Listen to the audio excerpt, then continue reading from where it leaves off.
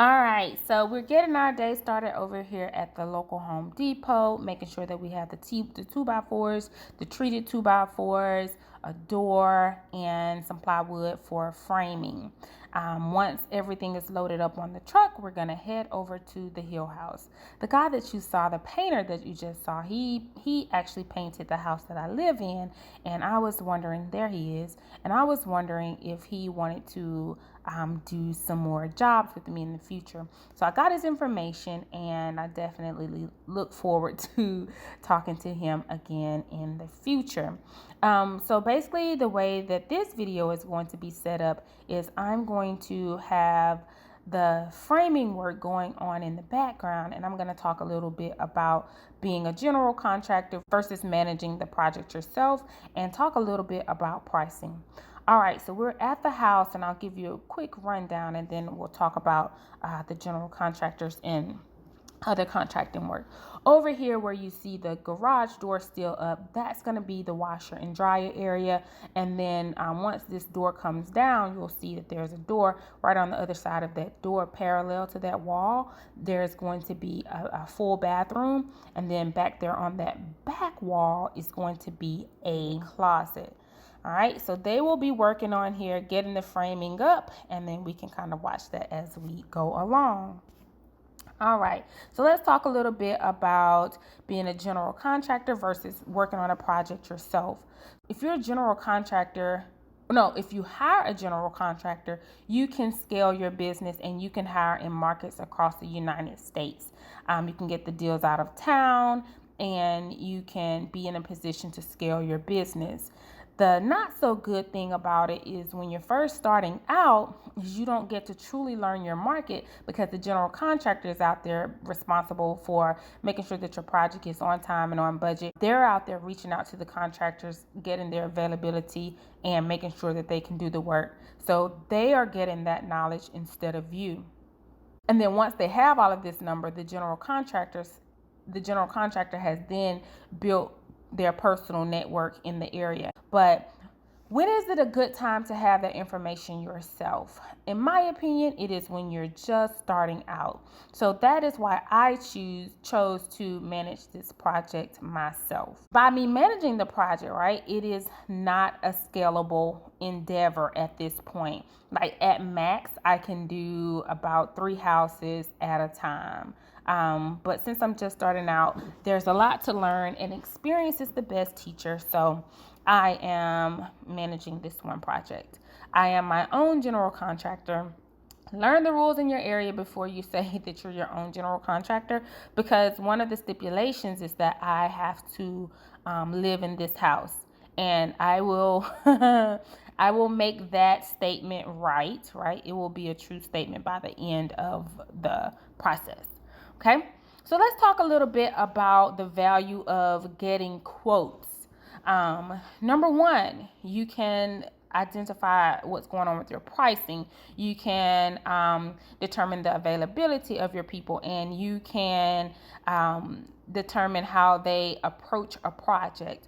So if you're looking at prices, you want to get 3 quotes so you can see how the prices are coming in, right? You want people to be fair and reasonable as they, give you bids on a project. And getting more than 1 quote, that will help you achieve that end. Number 2 is the availability of people. So when you're getting your bids in, you may get some people that you really like their numbers, and you like their plan of action, but they're not going to be available. Well, if they're not going to be available and you have to stay on time and on budget, then you can look to the other 2 contractors that you got to see if they are going to be available. All right. So some people will even come out to the job, take a look at the job, and not answer the phone anymore. Some people may get sick, or again, like I said, they may not be able to start in a time frame that's good and suitable for your vision. So you will have to, pick someone else to keep the job moving. Another thing is doing work that is up to date and having forward thinking contractors. So if you have one contractor that's willing to do the work and take a certain approach, but your other contractor, got a little noise, and your other contractor is willing to take a different approach, then you may want to go with what best suits you and what is the most up to date. Now, it's not to say that anything is wrong, but maybe one contractor invested a little bit more in their development, and they're going to provide a product that's more suitable for what you're looking for. Okay, so that is the reason that you should get 3 quotes. Growing up in my childhood church, that's one of the things that they definitely talked about, and you can definitely see the value of it once you're out in the field and actually doing work, like how valuable it is to have that. Like, one guy came in with some really good numbers. We had a really good rapport, and then he just stopped answering the phone. I will call him again on a future project, but I had to keep it moving for this project. Okay. One thing that I learned about the tradesmen when they came in on the job is I was, reaching into my community and my network, and I'm like, hey, do you know a plumber? Do you know an electrician? And although these people were able to give me resources, all of those tradesmen could not go downtown to the government plaza and pull a permit. I was wanting them to be able to, pull their own permit. Another thing that I learned, and it kind of goes back to having those 3 quotes, is whenever I did have the 2 people, I was relying on my joint venture partner to check off like, hey, that's, those are some good numbers.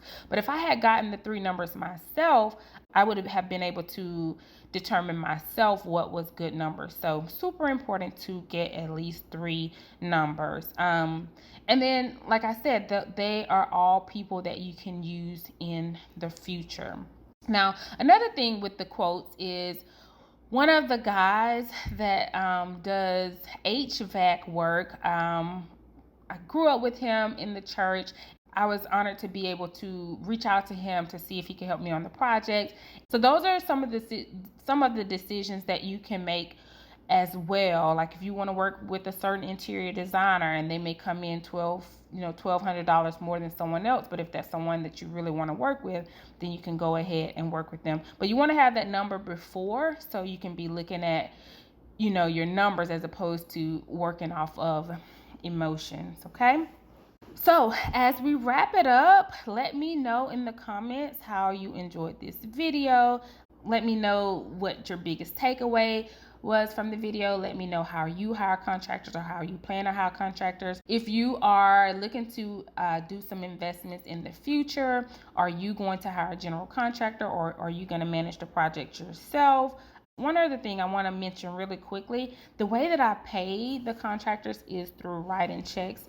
Of course, I do not take any cash on the sets because I want to maintain my safety, and it just would be weird to pay in cash. But yeah, leave me some comments and I'm happy to take a look at them. Let me know what you liked about this video. If you didn't hit the like button on the way in, make sure to hit the like button on the way out, and I will see you in the next one. Bye.